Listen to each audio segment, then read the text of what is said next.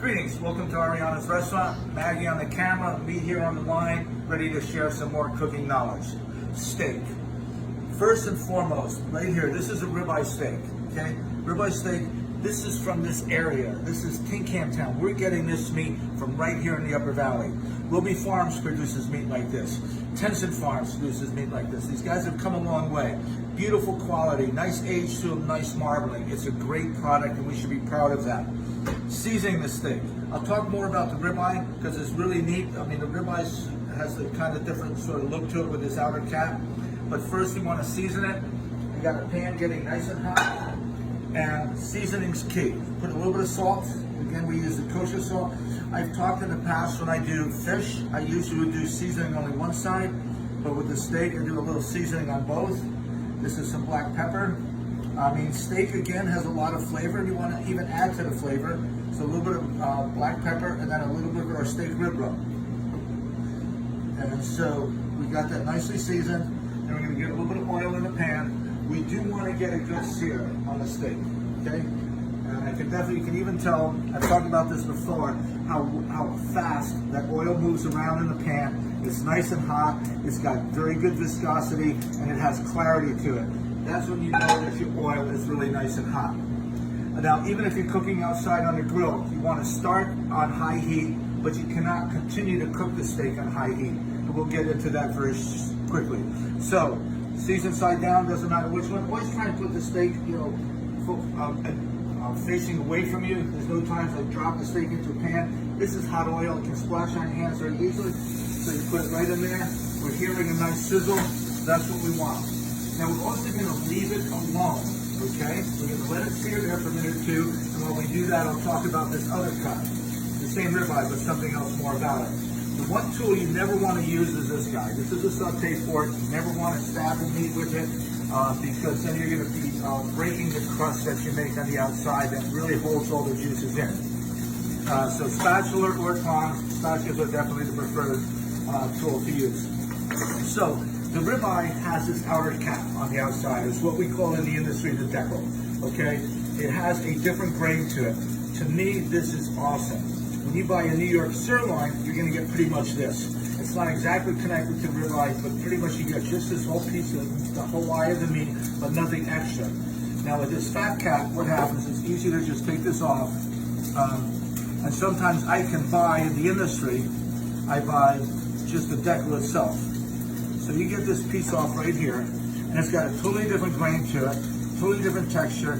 It's much more sort of softer, so marinades can penetrate through it.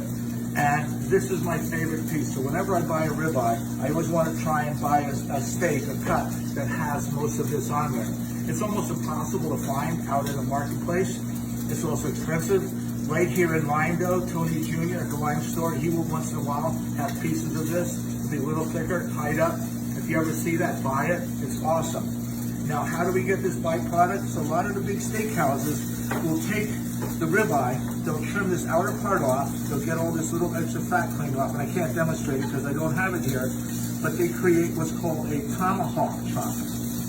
And so the ribeye actually has a bone that is about this long.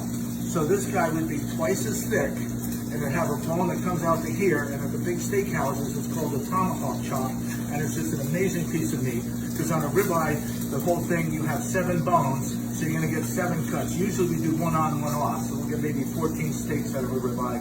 But this is where you'll get the tomahawk chop, and then the meat company, my meat company will sell me this deckle that's about this long that we trim off, and I can roast and slice and just cut up into little pieces. And it's an amazing cut of meat. Quickly, we let this steak cook for about a minute and a half. Turn it over, no messing around, and this is what we're looking for. And that right there, that's a beautiful crust. We don't want it black, we want it a dark brown. They do talk about when you get it really black, there is some carcinogenic application, not the right word, but this is where we get that nice crust, we get the fat rendering down a little bit.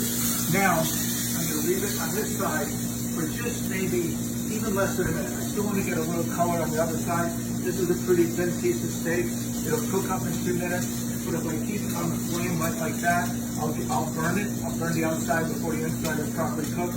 So we talked about this with many of our proteins. We're going to just give it maybe 30 more seconds. Then we're going to put it in the oven. And cook this up in just 1 minute. But all is really okay. I like a nice medium rare.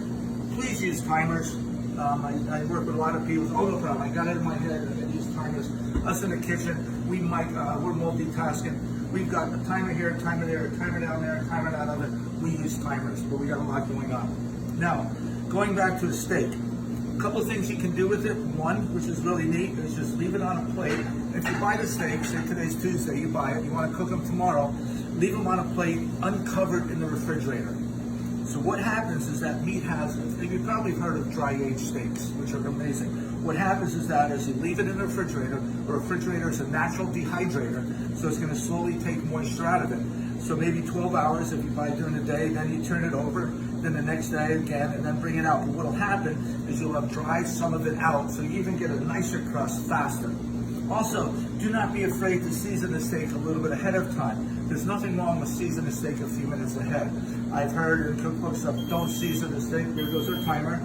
It says don't season the steak ahead of time because you'll dry it out. One other really quick step here is we do want to let it rest for a minute. So once the steak comes out, you do want to let it rest. We do not want to cut it immediately because what happens is there's still convection going on. You've probably seen many recipes where they talk about roasting.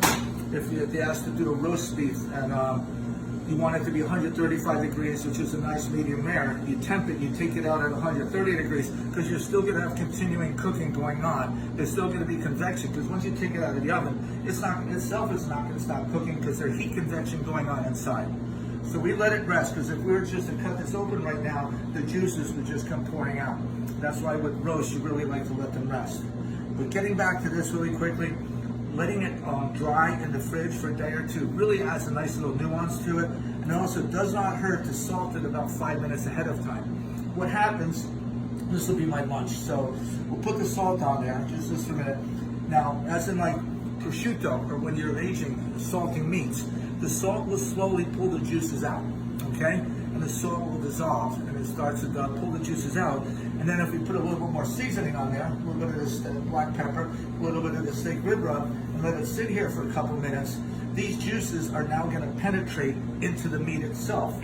If you sear the steak, you take this beautiful steak, you sear it, and then season it, the seasoning cannot penetrate the crust you've created. So you want to have it seasoned first, and then you want to then sear it, get that nice crust, and the flavor will be penetrated inside. Here the deckle, so this is now to the side. This will be our snack for a little bit. Still want to give this guy another minute. How do you know when it's done? We do have some thermometers, but in the culinary world, in the schools, you're taught pretty simply with your fingers, and it does work. But so if you touch the base of your thumb right now, right here, it's soft, it's squishy. That's what you're looking for, rare. I gently touch this. I don't know if you can see it, but I've definitely got a little sponginess to it. That's looking a nice rare to medium rare. That's what I like my steak to be. If you take these two fingers together and push down here, it is starting to firm up a little bit. So that gives you more of a medium rare feeling. You take the next finger and push right there. It's toughening even more, so it's more like medium. Take the next finger and press there. Now it's almost really firm. That's medium well. And right there, it's like that's hard.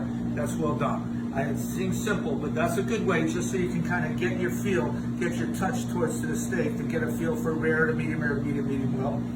Probably going to cut this a minute earlier than we should, but I just want to slice it open, put it right on the plate right here. We've got, so that's a rare to medium rare. Now for me, I cook old school, so this is medium rare in French cooking, because what happens is in medium rare, the meat is still raw, but it's warm. Rare is cold, okay? So this is a nice medium rare steak. Obviously, if you want to cook a little bit more, just leave it in the oven for another minute or two. But beautiful cut, beautiful texture to it. Nice sear on the outside. This would just be enjoyed with a simple horseradish, a little bit of sea salt on there, maybe a little Dijon mustard, or just enjoy it as is. Really quickly, if you're doing it outside on the grill, it's almost the same thing. You have part of the grill that's really hot, the other part of the grill that's lower temperature, so you get that nice sear on the crust on one side, you turn it over, then finish the steak on the other side. Again, don't touch it very often, just a couple times to move it and leave it be. So spring is finally here, grilling should be starting soon, so please enjoy a nicely seasoned and seared steak. Thank you and be well.